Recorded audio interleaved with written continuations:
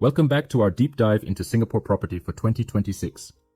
We're looking at why some will outperform while many will just stall. Absolutely. It's such a fascinating shift. So, we're talking less about price crashes and more about decision quality, right? Exactly. Most folks won't lose money, but they might end up just Yeah. stagnating.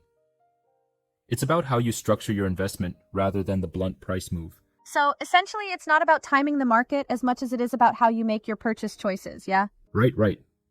From 2010 to 2021, being early or aggressive paid off. But from 2026 onward, it's all about being structured. Interest rates aren't the tailwind they used to be, and cooling measures are here to stay. That is pretty radical. It's like the market's shifting gears from momentum to precise decision making. Exactly. And there's this point about capital efficiency. It's not just about how high the property value climbs, but how much capital you actually had to lock up. Yeah. It's like if two buyers pay the same price, one might be free and flexible, and the other might be cash strapped. So, you're saying it's basically about being smart with your money allocation, right? Yes, exactly. Think of it this way. It's like when you buy a car, you don't just look at the price tag, but at the overall cost of ownership. The flexibility you maintain can be your real power move.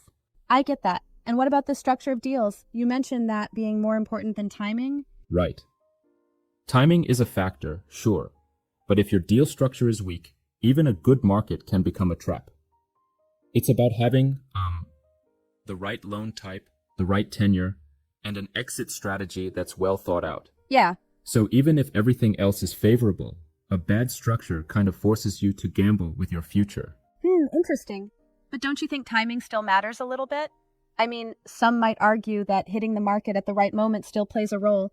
Well, yes, timing helps. It's like seasoning in a recipe. You need it, but without proper structure, the dish falls flat. Structure decides the outcomes in the long term. Exactly. I see. And then there's this whole conversation about demand quality versus traditional location narratives.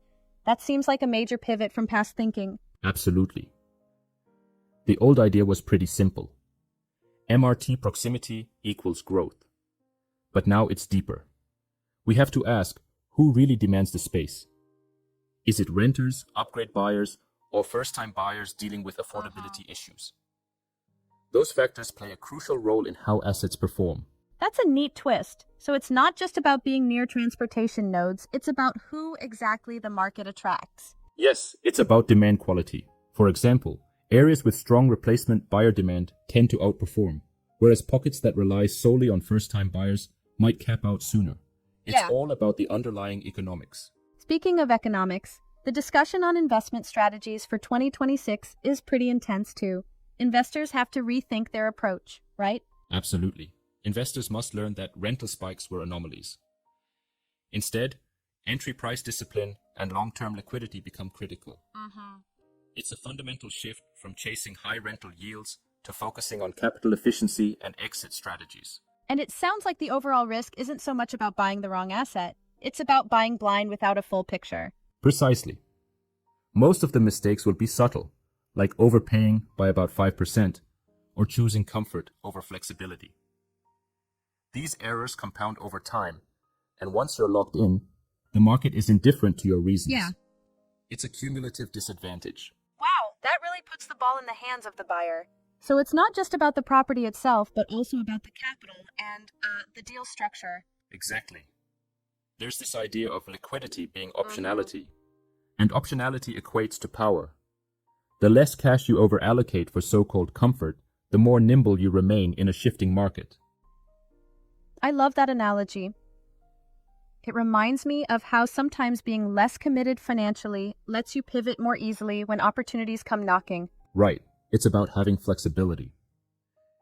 And when we talk about sellers, the message is similar. Sellers who hope to hit that high price by just floating a number without real support in their property's strengths are setting themselves up for disappointment. Buyers are getting cleverer at spotting weaknesses. Absolutely.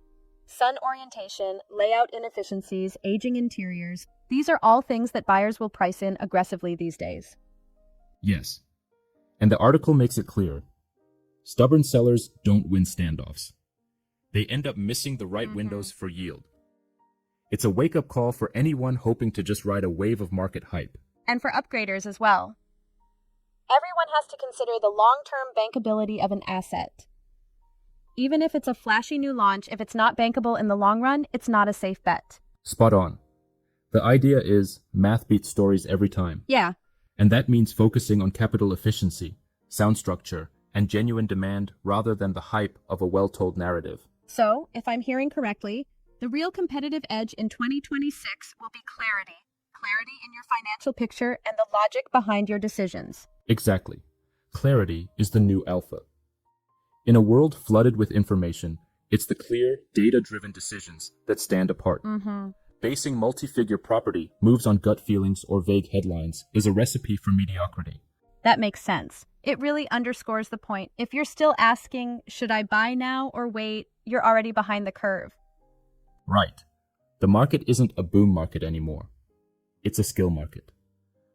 And skill here is defined by decision quality. The winners will be those who are precise, not just loud.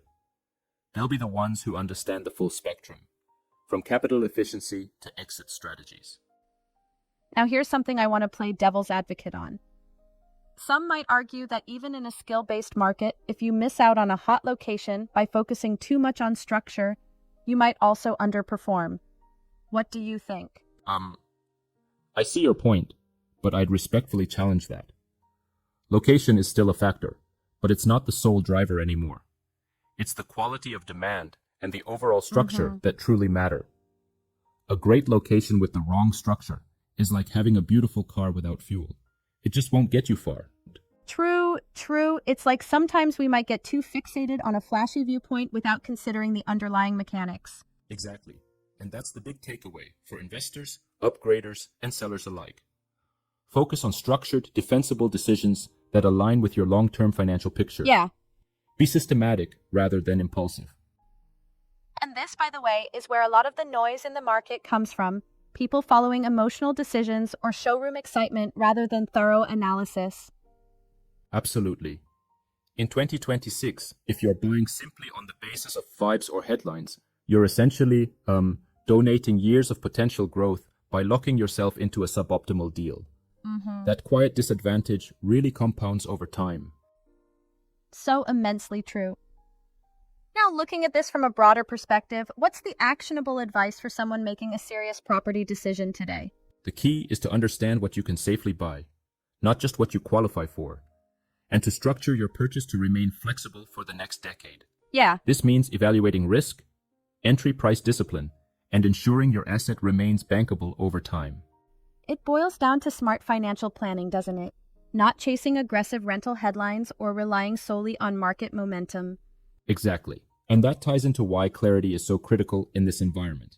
It's about sifting through the information and focusing on what the numbers and the structure tell you.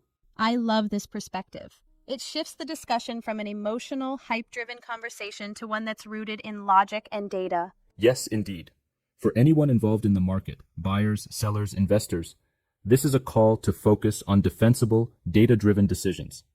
It's about understanding that in 2026, clear, precise structure and capital efficiency trump mere price growth.